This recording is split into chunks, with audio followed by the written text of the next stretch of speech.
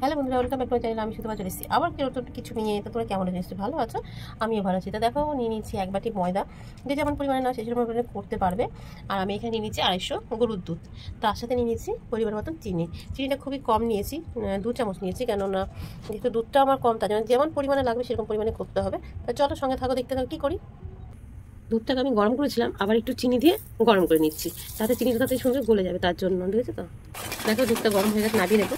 দেখো, বসিয়ে দিয়েছি একটা কড়াই, পরিষ্কার কড়াই বসিয়ে দিলাম।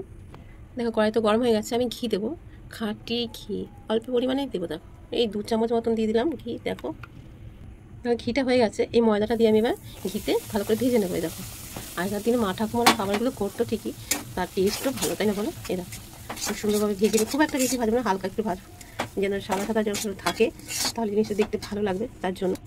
দেখতে পাচ্ছ ভাজা হয়ে গেছে আমার। এর মধ্যে আমি দিয়ে দেবো কিছুটা পেস্তা বাদাম, যেটা কেটে রেখেছি, ঠিক আছে?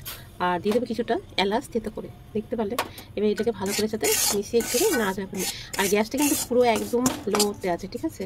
কারণ না হলে লাল লাল হয়ে যাবে, তার জন্য। এ দেখো, দেখতে পাচ্ছ এই দুধটা তো আমি ঠান্ডা করে নিয়েছি। দুধটাকে অল্প অল্প করে দেবো, দেখে অল্প অল্প করে দিয়ে একটু নিয়ে নেবো। আর গ্যাসটা তো আমার খুব একদম যাতে কম বলে সেরকম কমে আছে, দেখতে পাচ্ছ? সবটাই দেবো, দিয়ে ভালো করে নেড়ে নেবো। দেখো, সবগুলো মিশিয়ে নিচ্ছি। এবার এটাকে পুরো শুকিয়ে গাঢ় করে দেবো। এটা খাঁটি দুধে গাঢ় দুধেরই বেশি ভালো হয়। এই দেখো, পুরো জিনিসটাকে শুকিয়ে দেবো। কেমন লাগছে অবশ্যই তোমরা বলো, কেমন হয়েছে হবে জিনিসটা। আর আমার বক তোমাদের কেমন লাগে তোমরা সেটাও বলো। তা ভালো করে এটা শুকিয়ে নেই। এক হাতে ক্যামেরা ধরেছি তো এখানে অসুবিধা হয়ে যাচ্ছে।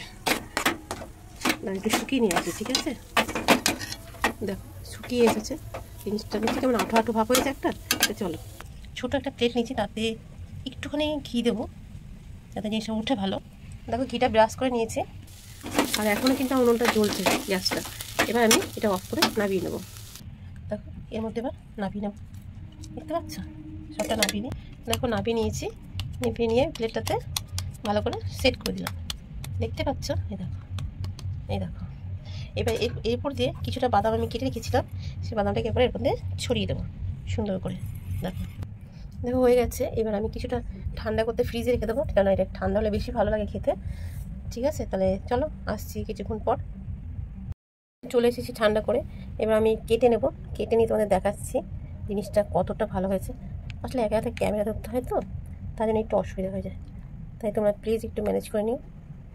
কেটে নিয়ে আসছি। পিস পিস করা হয়ে গেছে আমার, তুলে নিই প্লেটে। দেখো, তুলে নিয়েছি প্লেটে। কী সুন্দর হয়েছে না খেতে, দেখতে। খেতেও সেরকমই টেস্ট হয়েছে, বুঝতে পারছো? যখন মিষ্টি খেতে ইচ্ছা করবে, ঘরে কিছু না থাকে, সবার ঘরে তো অ্যাভেলেবেল ময়দা থাকে আর দুধও থাকে, তাই এরকমভাবে একটু বানিয়ে নিও, দেখবে দুর্দান্ত খেতে হয়, জানো তো? তা কেমন হচ্ছে তোমরা অবশ্যই বলো। আর যারা চ্যানেলটাকে তোমরা সাবস্ক্রাইব করে পাশে থেকো, তাহলে সবাই সুস্থ থেকো, ভালো থেকো। দেখা হবে আবার নতুন কোনো ভিডিওর সঙ্গে। ততক্ষণের জন্য সবাইকে টাটা।